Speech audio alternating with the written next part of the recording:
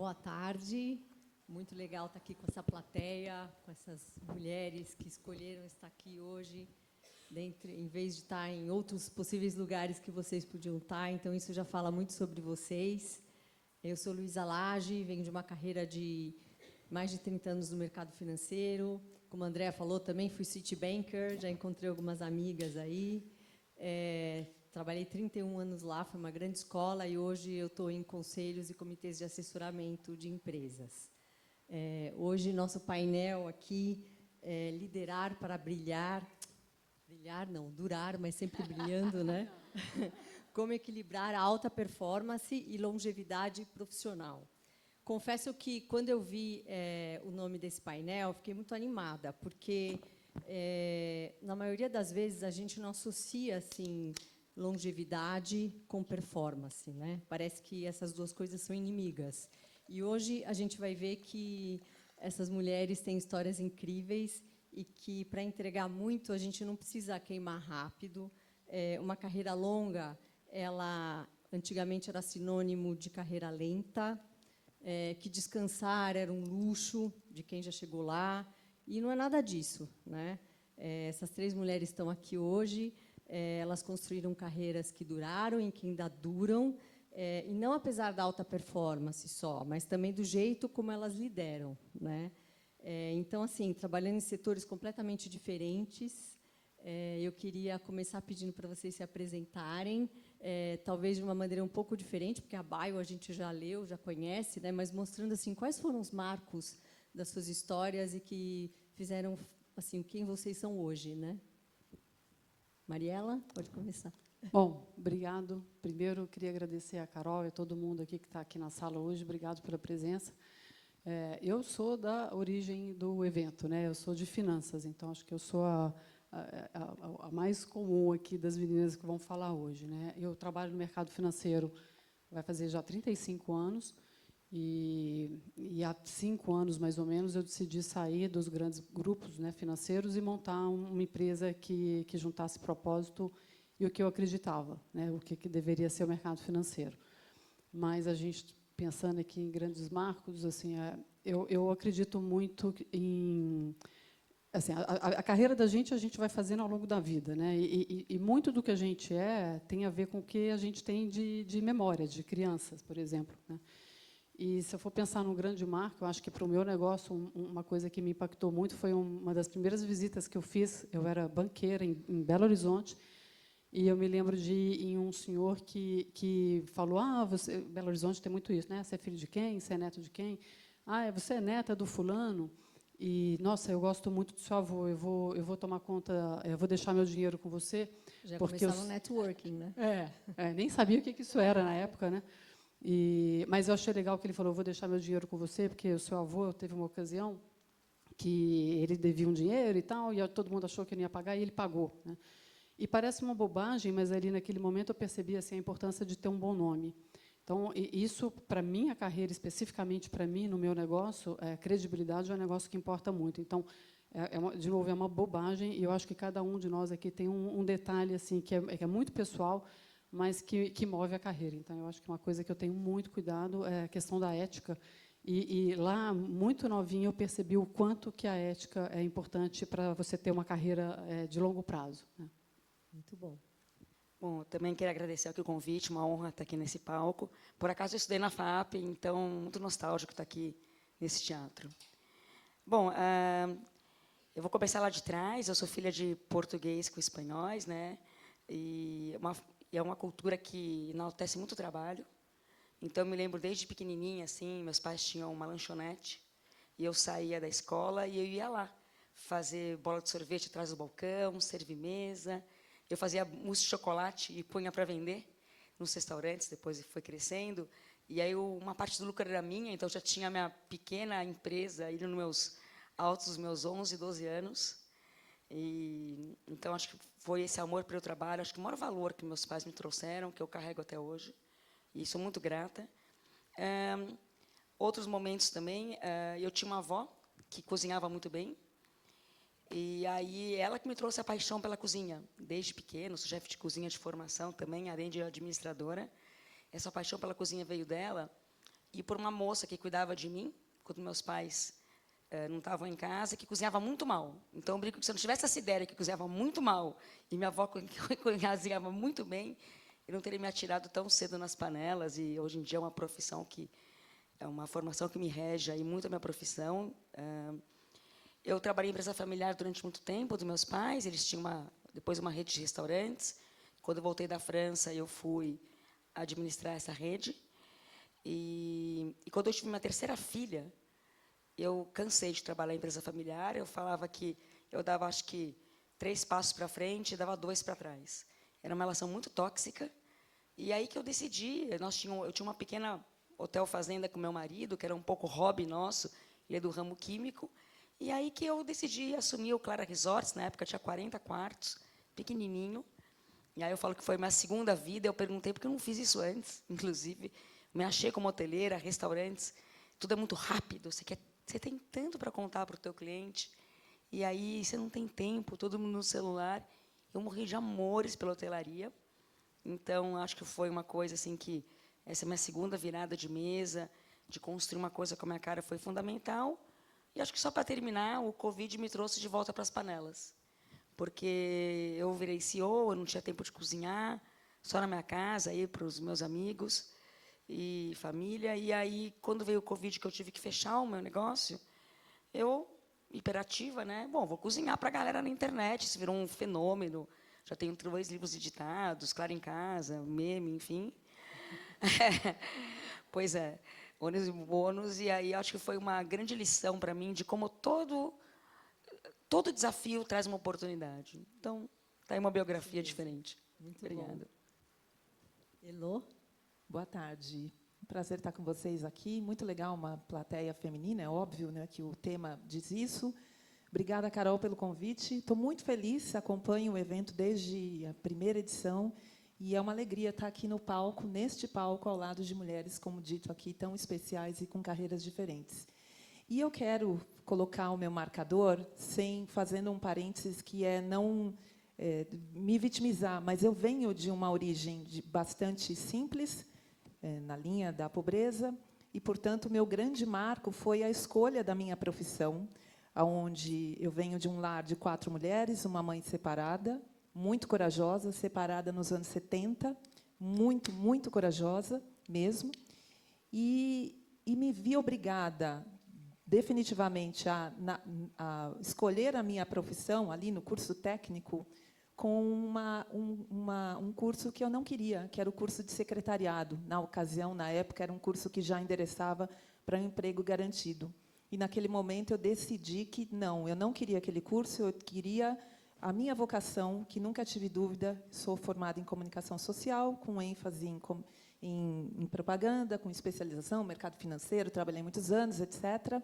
Então, esse foi um primeiro marco. E o segundo foi agora, aos 52 anos, exatos 4 anos, aonde eu dou uma virada na minha carreira, com muito sofrimento, com muitas dúvidas, para sair de grandes empresas, né, de grandes corporações, para entrar no mercado do associativismo. Achava, naquele momento, que ia colocar, quase como pendurar, enfim, os sapatos, os calçados, e foi ao contrário.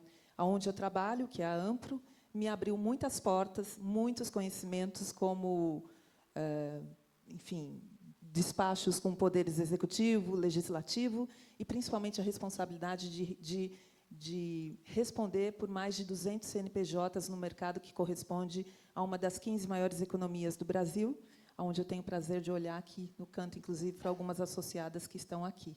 Então, realmente foi uma virada, foi um marcador há 4 anos. Então, para mim, o que eu enxergo, obviamente, foi um trabalho muito coletivo, com muita coragem, e, no começo, então, são 2 marcadores, no começo e agora, na jornada, quase, enfim, no fim da jornada. Não, 40 anos. Não é o fim da jornada, não, é só o começo, né? Bom, parabéns para as 3, muito inspirador. Eu faço parte do conselho consultivo da Think for She, estou com a Carol desde o começo, e, quando a gente estava conversando sobre esse painel, a gente refletiu, né, que falar de performance no Brasil, existe uma imagem caricata de que você dorme pouco, que você responde mensagens de madrugada, que você está sempre no limite, né?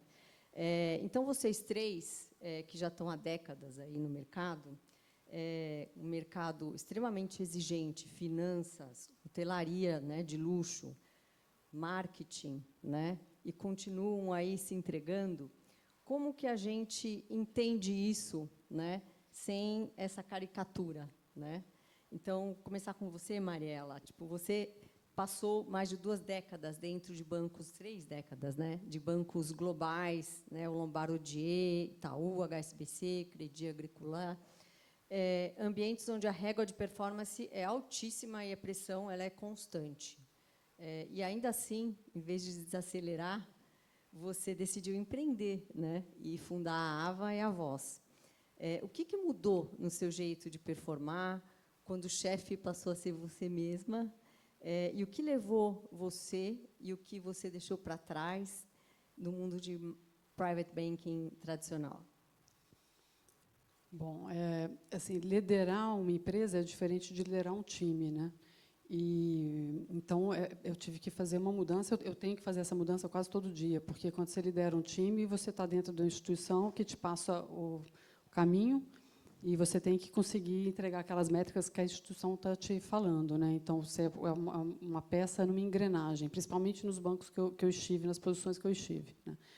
Quando você lidera uma empresa, você tem, além de fazer a engrenagem funcionar, né, você tem que motivar o time todo e se motivar todo dia, né? Então, assim, essa história da performance, essa história caricata, assim, eu não sei se eu sou de outra geração, mas eu acho que é um pouco isso continua sendo. Assim, eu sempre trabalhei muito, né, e eu não conheço nenhuma empresa e nenhum profissional que tenha trabalhado pouco e tenha dado certo, né, assim, a não ser algum gênio, deve ter alguns, mas assim, normalmente para você ter uma performance alta, realmente você tem que trabalhar mais, né? Então, por princípio, eu acredito que num trabalho árduo, quando você trabalha bem, trabalha bastante, você colhe bons frutos, né? Agora, isso não quer dizer que você precisa trabalhar infeliz ou com uma pressão desnecessária. Então, eu continuo acreditando que precisa trabalhar bastante, mas eu acho que um ambiente favorável contribui muito para que essa performance aconteça, né? E aí, nessa linha do que eu trago e o que eu deixei, né, desses grandes grupos, assim, quando você está num grande grupo, é sempre uma ótima escola, né, para o bem e para o mal. Então, para o bem, eu acho que quando você está num banco como esse, como os que eu trabalhei, eu sei que tem muita gente aqui do mercado financeiro, é sempre uma excelente escola, né? Então, a escola de entrega, de organização, de planejamento, isso são máquinas, né? E isso é muito importante. Independente se você vai empreender ou se você vai estar no dia a dia da vida. Então, eu trago isso. Assim, eu trago uma excelente escola de método, de entrega, né? Agora, o que eu deixei para trás com muito prazer, assim, que eu não sinto falta nenhuma, é a história da politicagem nas grandes corporações. Assim, isso é um negócio que pega todo mundo. Eu tenho certeza que para todo mundo que eu estou falando aqui, principalmente mulher, vai se identificar. Assim, a questão da politicagem nos grupos grandes, assim, principalmente para a gente que não sabe fazer isso tão bem, que a gente acha que basta a gente trabalhar, basta a gente dar resultado, né? E a gente não joga esse jogo. Isso eu acho um desperdício para as grandes corporações. Assim, acho que é uma perda de eficiência enorme para as empresas.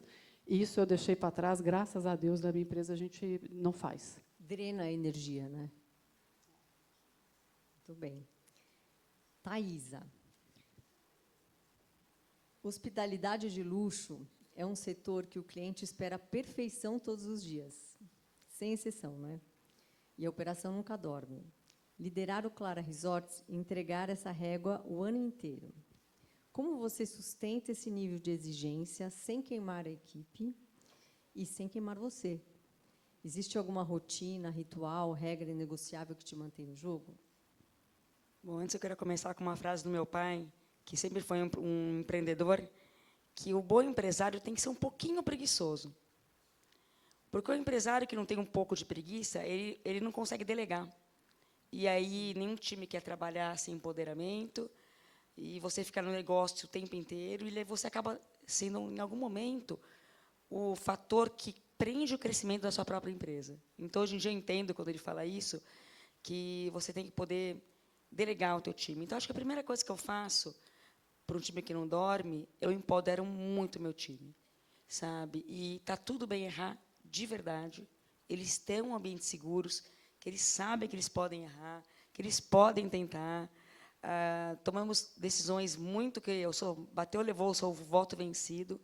E aí, quando você tem um time empoderado, que sabe que ele faz parte do negócio, que ele tem a liberdade de trabalho, isso aí ajuda bastante. E aí a gente tem uns fóruns nossos, semanais, que as melhores ideias são levadas por todos os hotéis. Então, a gente tem um ambiente muito gostoso, tanto que meus líderes estão comigo durante muito tempo, e isso ajuda. Mas, claro que empresário não dorme, né, Luísa? A gente, jornada é 24/24, o negócio é seu, e mesmo quando eu viajo, eu estou trabalhando, né? Fico mandando foto. Até meus amigos tiram foto de hotel e mandam para mim, né? Tipo, é uma delícia a hotelaria. Então, sempre isso. O que eu tento fazer para equilibrar a minha vida? Eu não sou muito organizado. Eu gosto um pouco de um caos mais ou menos organizado. Então, assim, eu começo minha ginástica cedo, eu tenho aqueles pilares que me regem, que eu não abro mão. Então, uma ginástica de manhã, com o meu shake ali que eu gosto, um almoço, pelo menos na semana, com alguém que eu adoro. Então, eu ponho prazer em todos os dias, um pouquinho ali da minha vida. Eu não fico aglomerando coisa em final de semana, porque eu acho que quem começa a segunda esperando chegar a sexta encurta a vida, e o hotel roda 24 horas. Então, para mim, é um pouco que eu faço isso. Eu enxergo a vida como uma maratona, não uma corrida de 100 metros. Eu espero e não tenho nenhuma vontade de parar de trabalhar. Eu vou ser aquela vovozinha ali, que mesmo com menos função, vou estar ali ajudando. Eu me vejo assim feliz fazendo isso. Muito bom, muito bom. Elô, e você? São 35 anos de carreira em publicidade, marketing de experiência.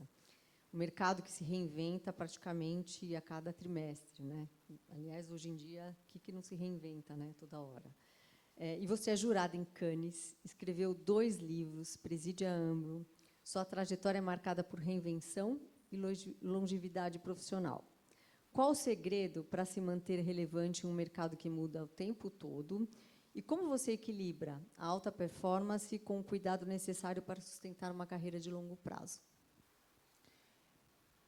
Parece clichê, mas é a famosa frase, né? Sozinho você chega mais rápido e no coletivo você chega mais longe. Essa profissão, né, várias, né, mas eu digo pelo meu lugar de fala, de bacharel em comunicação, é uma profissão que o satélite tem que estar muito ligado, e é uma profissão muito gregária.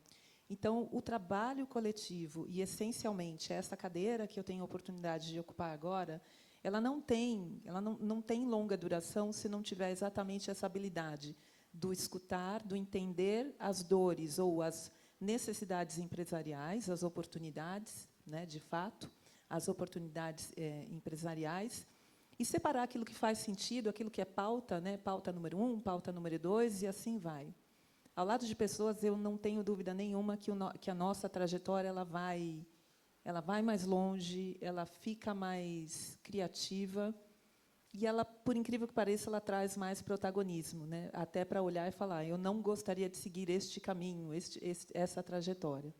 Mas eu entendo que o grande sucesso é saber trilhar uma jornada coletiva e, ao mesmo tempo, entender aonde cabe o papel protagonista, criar o protagonismo, que muitas vezes está pautado num estudo, num trabalho social, num parar, né, num puxar o freio, né, não tem muita essa habilidade de trabalhar menos ou trabalhar do jeito, né, que daria para ser melhor, mas todo dia é uma luta diária aqui, sobretudo pelo meu estilo de vida, que não tive filhos, né, então isso também o tempo fica mais, teoricamente, sobra mais tempo. Gostaria de ter uma disciplina diária, por exemplo, de vou fazer uma academia, enfim, todos os dias. Mas é isso, é a soma do coletivo mais o individual, e entender onde cabe um protagonismo, sem ser uma pessoa egóica, que dá ali um caminho que eu acredito que está dando certo.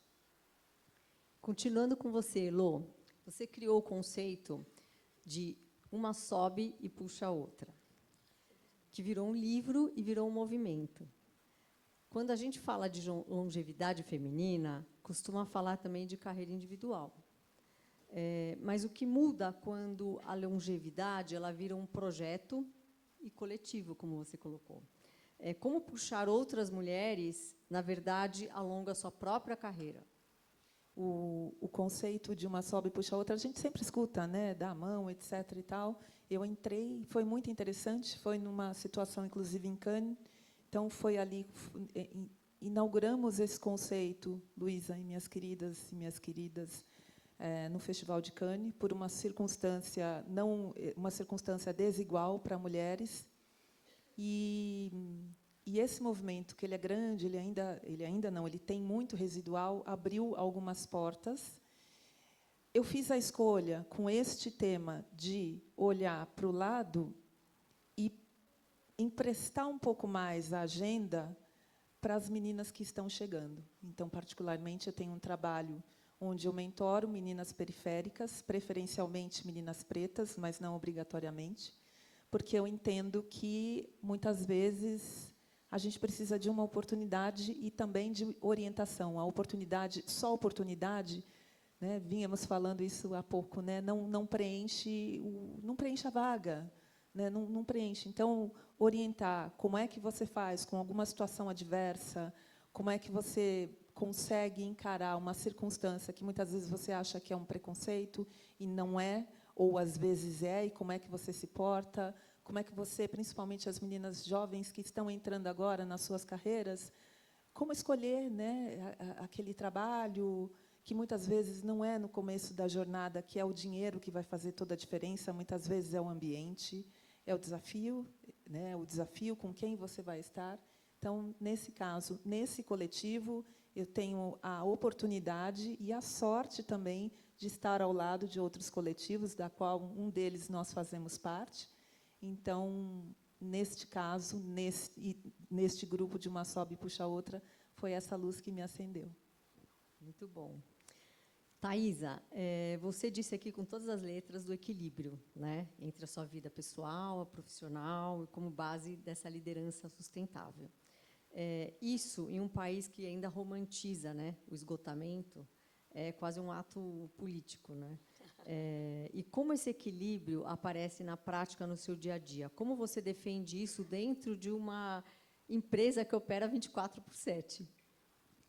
Bom, eu acho que o mundo urge por cuidado com a saúde mental. Ainda mais no momento que nova norma, né, saiu. Então, começando um pouco pelo meu time, o que nós temos feito, né, para equilíbrio normal? Eu falo para eles que a mudança de hábito para uma boa jornada são pequenas coisinhas que fazem uma diferença no total. Então, por exemplo, nós implementamos agora, no hotel, coisas que eu faço na minha casa, de momentos de respiração, parar, respirar 3, 4 minutos, ter um pensamento de gratidão diariamente. Então, obrigatoriamente, todas as nossas times começam o dia dessa maneira. Mesma coisa com troca de turno. Nossa, isso no ano, imagina a diferença que isso faz no ano. Eu tive uma diminuição de atestados só com essa pequena mudança. Nutricionistas, melhorando o cardápio. Então, assim, eu tentei pegar coisas que me regem como equilíbrio e trazer isso para o coletivo da minha empresa. Eu entendi que se o nosso lema, né, é cuidar da nossa natureza. E eu falo que é gente cuidando de gente. Então, primeiro a gente tem que cuidar de nós, para poder cuidar dos nossos clientes. E aí eu trouxe essas pequenas mudanças de rotinas, que eu acredito que combina comigo, eu sou super yogi também e tudo mais. E aí também, eu acho que quem ficar buscando equilíbrio de vida, Luísa, na verdade, vai ficar doido. Porque, na verdade, você vai ter momentos que vai ter que trabalhar um monte, na véspera de um projeto, na abertura de um hotel, na abertura de uma expansão, enfim, coisas, né, ainda soma com semana de prova, né? Ai, que inveja que você não tem tempo livre. Meu Deus, eu tenho 3 filhos, imagina. E tem momentos que você consegue respirar um pouco mais. Então, eu tento enxergar dessa maneira. A única coisa que eu não abro mão é ter um momento do dia só meu. Para pegar um livro, ler, nem que seja 20 minutos, ou bater um papo com alguém que não seja de trabalho gostoso. Se eu não consigo me cuidar, eu começo a ficar muito triste, sabe?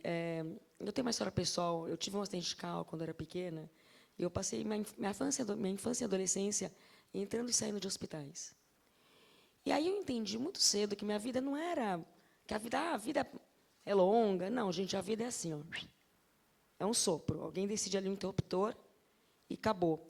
Então, eu acho que essa coisa de trazer felicidade, todo dia ter um momento de felicidade, para mim é fundamental, e acho que não é por à toa que eu virei hoteleira. Então, acho que o melhor equilíbrio é você ter um momento só seu todos os dias, e o resto a gente vai se virando aí.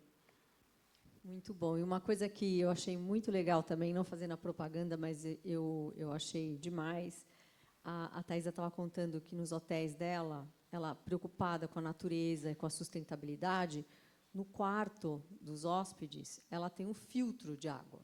Então, ao invés dela ter lá no frigobar as garrafinhas, as latinhas, ela tem um filtro para a pessoa se servir de água. Então, assim, ela abre mão de receita, né? 120 mil garrafas plásticas. Sustentabilidade. Ó, 120 mil garrafas plásticas por hotel por ano. Aí faz a conta, aí 360 mil garrafas. Exatamente. Então, assim, os outros hotéis tinham que imitar, né?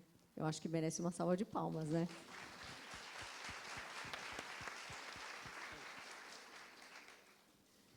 Mariela, você estudou inovação na Singularidade e participou do programa de líderes globais femininas da Dom Cabral e da Smith College.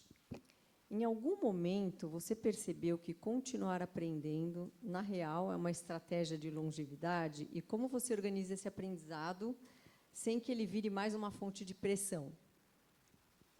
Bom, esse é o tema de inovação, quase, né? Uma das frases que eu mais gosto é aquela de Darwin, né, que fala que não é o mais inteligente nem o mais forte que vai sobreviver, mas o que consegue se adequar mais às mudanças, né? Eu sempre acreditei nisso, né? E então, assim, só por isso eu já sou curiosa por natureza. Então, eu acho que essa história da inovação, a gente está até ficando meio cansado de escutar disso, né? Mas ela veio para ficar. E a gente não tem opção. Assim, ainda mais se você quer ter uma carreira mais longínqua, que é o tema do painel aqui, né? Assim, uma das coisas que a gente estava falando um pouquinho agora a respeito de etarismo, esse etarismo, se você não está atualizada tecnologicamente, ele pega ainda muito mais, né? Assim, a gente já estando já é um tema, né? Mas se você não se atualiza, pega muito mais, principalmente no setor que eu estou. Talvez aqui no setor hoteleiro, talvez menos, né? Porque é uma coisa muito mais de relação humana, mas onde a gente está em finanças é bastante importante. Então, assim, eu adoro, sempre gostei, sempre fui para esses cursos. Eu fui para a Singularity quando quase ninguém ainda conhecia. Eu estou com a Carol no SXSW, assim, quase a gente não fui esse ano, mas ano que vem a gente quer ir. Eu vou para a Suíça para ver o curso de inteligência artificial lá. Mas eu sempre fui na física, né? Mesmo na Singularity, eu estava num banco que estava levando um monte de gente e eu não esperei o banco me levar, eu fui, né? Então, eu sou curiosa, né? E eu acho que isso deixa a gente cada vez mais jovem, né? Eu me lembro que lá na Singularity eu falei, nossa, eu quero trazer minha filha aqui, quando tiver mais velha, eu vou trazer minha filha. Já programei de levar minha filha no SXSW, que vai ser quando ela vai estar decidindo carreira no ano que vem. E eu acho que isso faz bem para a gente, assim, e a gente precisa encarar isso com o coração aberto. E é uma delícia, porque você se mantém atualizado, você vê para onde o mundo está indo. A gente que olha investimento, para mim, é muito importante também saber para onde o mundo está indo, para ver onde que eu vou pôr o dinheiro do cliente, né? Então, isso também é importante para a minha carreira e para o cliente que eu atendo, né? Mas eu acho que, quando você é curioso e você vê isso com a mente aberta, não é um peso. Quando você não tem medo da mudança, não é um peso, assim, é quase uma curiosidade. Você está lá para ver o que vai acontecer. É quase você ter um vidente, né? Assim, eu me lembro que eu vi há 5 anos atrás na Singularity o pessoal um professor de Stanford falando da inteligência artificial, né? Assim, falando que ia ser o que nós estamos vendo hoje. Então, imagina vocês poderem antecipar o que vai acontecer no mundo, né?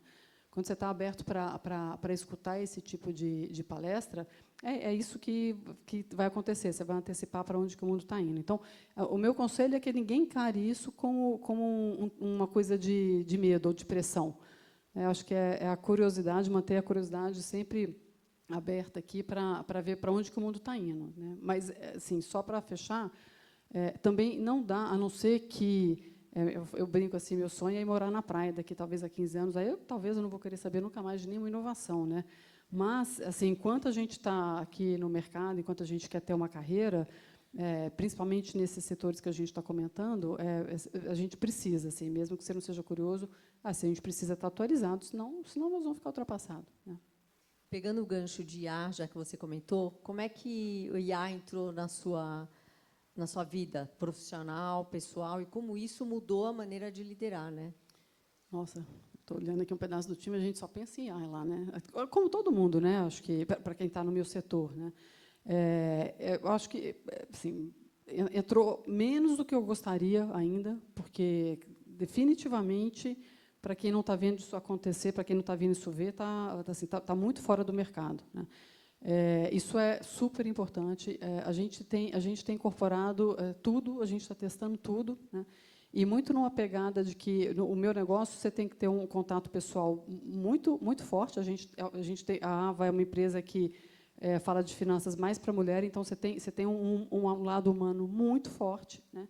Mas a gente fala que por trás a gente tem que ter uma eficiência enorme, porque a gente quer atender o Brasil inteiro. Então, para você escalar o negócio do tamanho que a gente quer, você tem que ter muito humano, muita empatia, desconstruir muito o mercado financeiro como ele é construído hoje.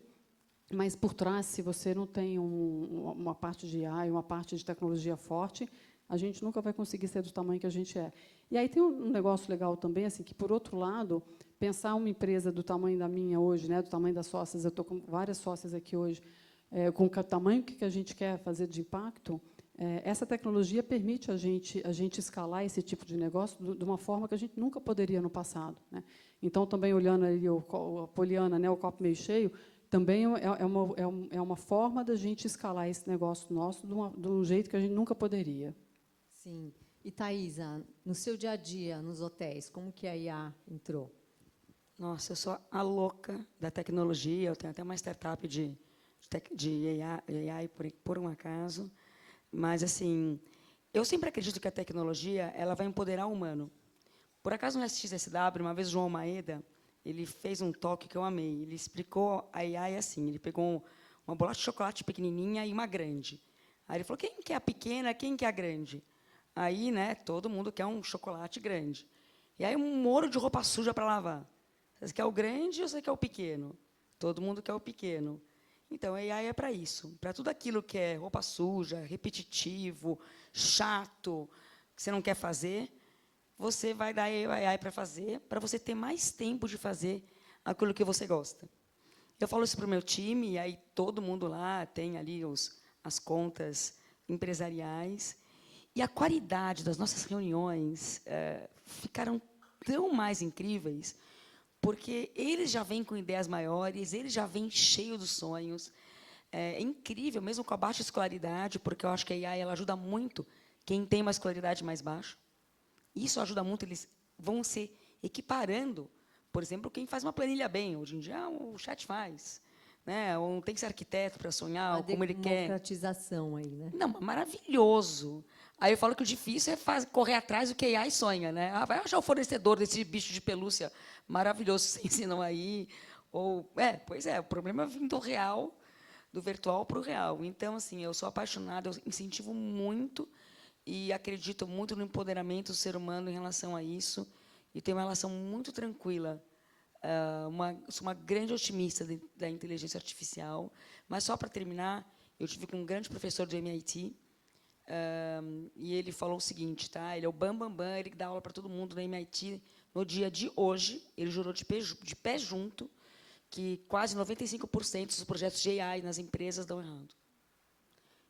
95%. Eu fiquei besta. Então, tem uma galera investindo um caminhão de dinheiro e perdendo. Então, tem que ir com calma aí. Sim. Nesse setor. Tem muita coisa errada, muita gente perdendo dinheiro com AI, alucinando, queimando banco de dados, fazendo oferta de vendas que não existem. Então, tem que... Calma. Tem que ter o humano por trás. Não, human touch always. Toque humano sempre, com certeza. E você, Elô, como que a AI entrou no seu dia a dia? Bom, ela já há muitos anos, né? Tem a pessoa física, até vale uma piada, depois no café eu conto como é que a AI chegou na minha vida e como Cadê a Ju e apresentou o meu grande amor, inclusive, atual, né? Os famosos aplicativos, mas aplicativos de relacionamento. Brincadeira à parte, E é um fato, né, porque, se a gente olha, é um recorte da sociedade atual, onde a gente não tem muito tempo para sair, muitas vezes, etc. Especificamente no trabalho, ela vem ajudando nos nossos processos. Por outro lado, também, olha aqui de novo para a Juliana, que é a nossa vice-presidente de ESG na Ampro, é um tema muito importante, porque ela vem desidratando alguns postos de trabalho. Então, qual é o limite entre, concordo absolutamente com tudo que as minhas colegas trouxeram aqui, que deixa os ambientes mais criativos, traz uma igualdade, sim, né? Então, muitas vezes, quando um publicitário que vem lá da quebrada, né, e senta ao lado de um publicitário, enfim, de um colega de trabalho que tem uma classe mais privilegiada, ele consegue dar uma resposta para o briefing, desde que ele tenha a cognição para fazer um prompt. Então, a inteligência artificial, nesse caso, a gente começa a observar que ela é muito democrática. Entretanto, há de se tomar cuidado com os postos de trabalho, e a questão ética a gente nem precisa falar. Enfim, é uma outra história que fica para um outro encontro. Então, na Ampro, nós temos uma responsabilidade, sim, de entender aquilo que facilita os processos. No nosso setor, ela é muito bem-vinda mesmo, não tem desidratado como alguns segmentos, por exemplo, audiovisual, que é assustador o que está acontecendo com essa indústria. E nós, naturalmente, empatizamos, porque faz parte do nosso mercado.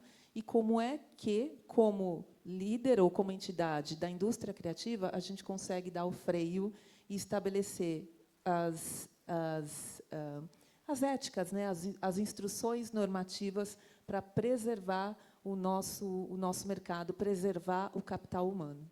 Então, todo dia é um aprendizado, como uso de eficiência e, ao mesmo tempo, não desidratar e não deixar ir para o ralo também as questões éticas. Ótimo.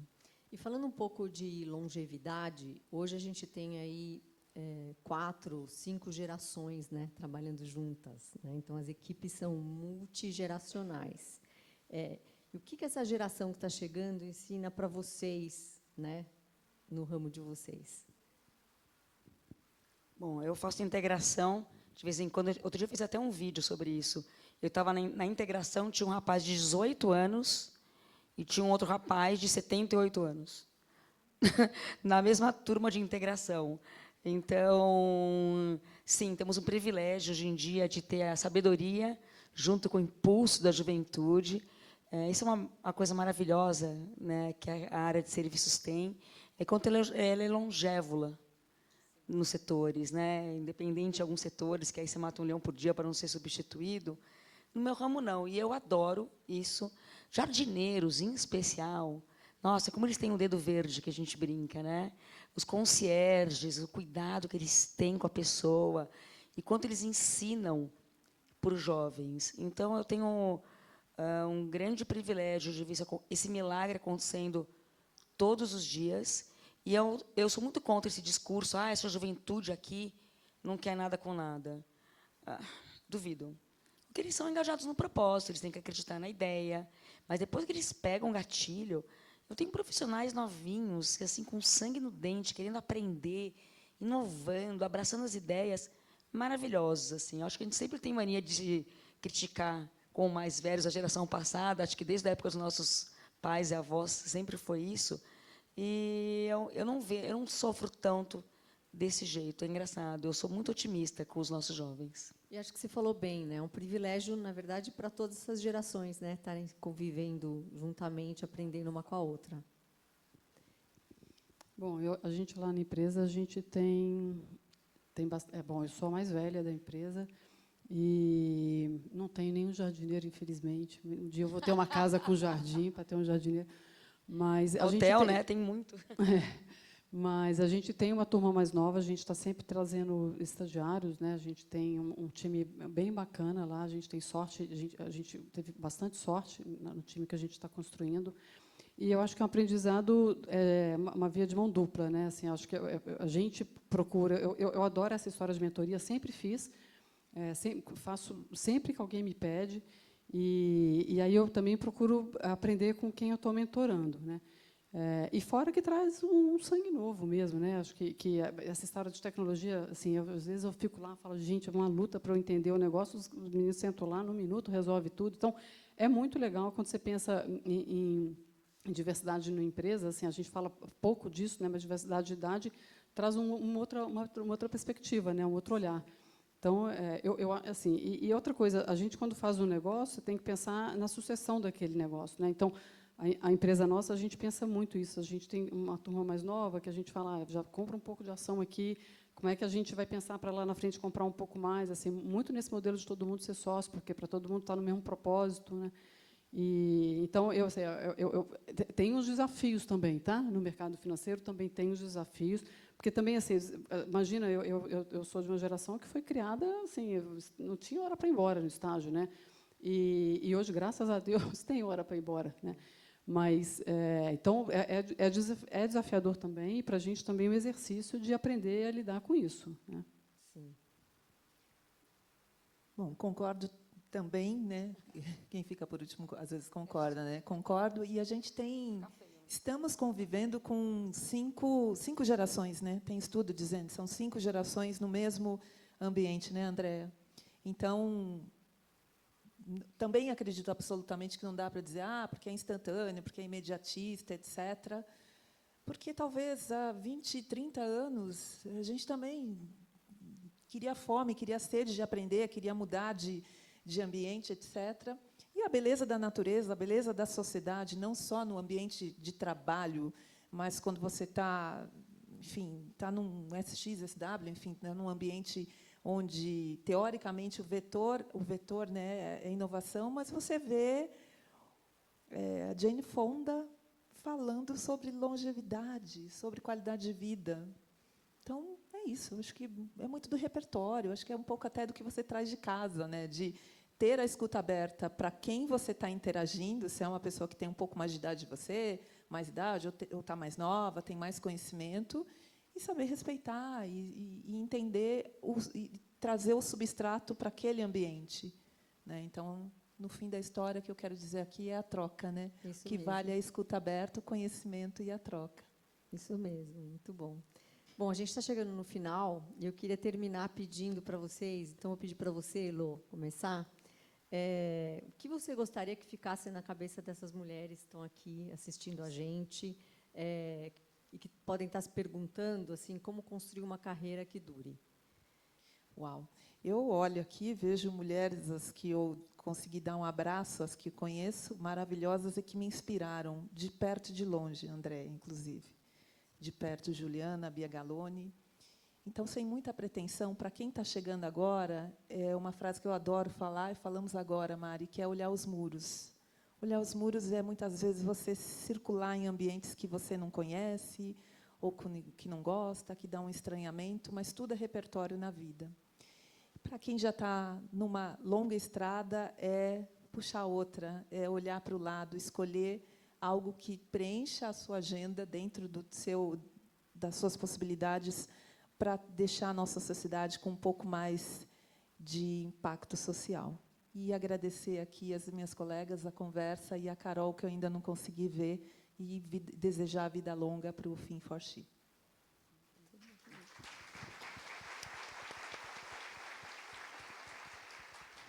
Gente, é de lascar falar depois da Heloísa, viu? Não é por nada, não.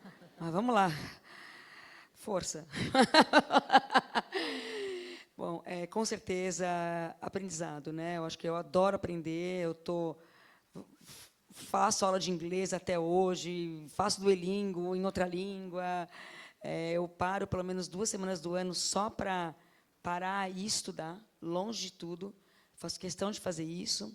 Até carrego o coitado do meu marido junto. A gente fala que é Learning Moon. Vai tudo que é casal Adorei, tomar vinho. Learning Moon. Não, vai tudo que é casal tomar vinho, a gente fica enfiado num centro de estudo lá, estudando até meia-noite, enfim. Então, a gente adora aprender, eu levo isso também para os meus filhos, então acho que essa vontade de aprender, entender como o mundo funciona, aprender coisas que você não vai ter que usar sempre. Eu tenho um amigo italiano que ele fala uma frase maravilhosa, Federico. Ele fala assim que é muito deselegante nessa vida você aprender só aquilo que você tem que usar. Porque você não pode aprender aquilo que você não vai usar nunca. Então, acho que assim, essa curiosidade de fazer coisas e ouvir palestras que sejam só por saber, eu acho uma coisa que nos deixa jovem, nos deixa interessante, E é uma coisa que eu espero continuar fazendo aí enquanto eu puder. Bom, vou rápido aqui que nosso tempo já acabou, né? Então vou falar assim, acho que quando Esse tempo aqui nem vem, ó. Você com essa placa aí. eu acho que quando a gente vem, principalmente para esse palco aqui, mas só para terminar. Bom, eu ia falar que eu queria que vocês saíssem daqui muito alegres. Eu te agradeço aí no final, obrigado por ter contribuído. Mas eu queria mesmo que todo mundo saísse daqui com muita certeza do poder que a gente tem, né? Assim, a gente tem uma responsabilidade enorme quando a gente vem num palco desse. E se eu tivesse que fazer um pedido é que vocês sentissem o poder que vocês têm dentro de cada uma de nós, assim, para mudar a carreira, para juntar dinheiro, para mudar o mundo, para fazer um hotel, assim, para uma mulher puxar a outra. Então, assim, não se esqueçam, a gente tem muito poder, assim, não deixa ninguém apagar a luz de vocês e assim, contem uma com as outras, porque eu acho que esse evento aqui é para o coletivo e, assim, juntas a gente é muito mais forte.